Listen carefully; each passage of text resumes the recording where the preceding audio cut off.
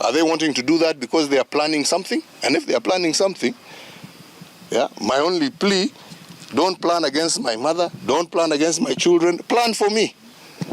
If it is me you want, leave them alone. What do they have to do with anything? Yeah? How many people are licensed to hold weapons in this country?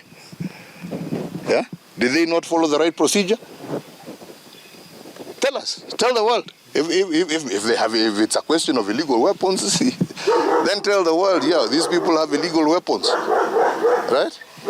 But if they are licensed weapons, how many people in Kenya have licensed weapons, even foreigners? All right?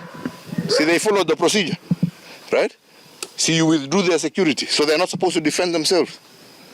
What do you want now? I have a whole minister of government staying there that is going to do I don't know what in front of my mother's house.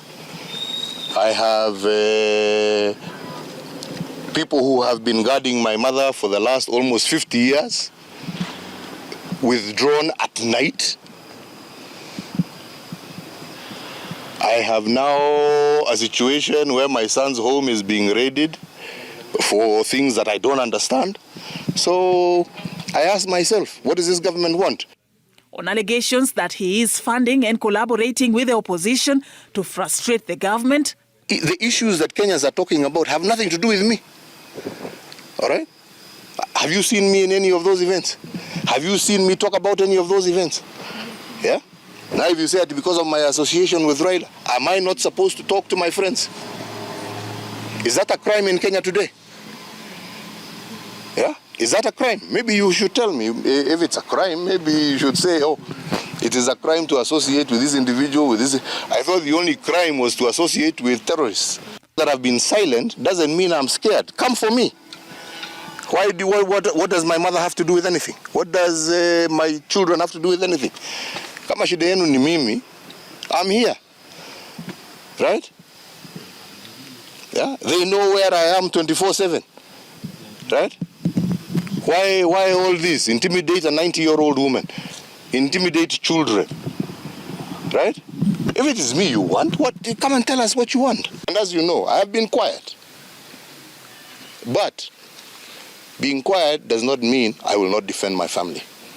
I will defend my family. Right? And I will defend it to the end. All right? I defended Kenya and I did my best for this country.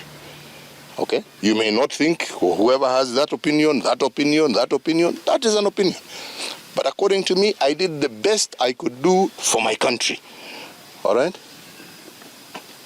And I handed over when my time was finished. And I will now do the best that I can do to defend my family. My idea and my plan was always to surrender my party. But what I completely rejected was the coup that was planned by this government to take over my party forcefully. And I said, let the members decide. But I will not hand over to some puppet group of people, all right, because they have government support. No, that is not democracy. Huh? That is not to say that I was not willing to hand over. I wanted to hand over. I was prepared to hand over. But what I found to be completely illegitimate and unacceptable in a democratic state is to be forced to hand over to a group of puppeteers. No. Right? And I stood up and I said, let the members of Jubilee choose who they want to lead them. And that is the person I shall hand over to.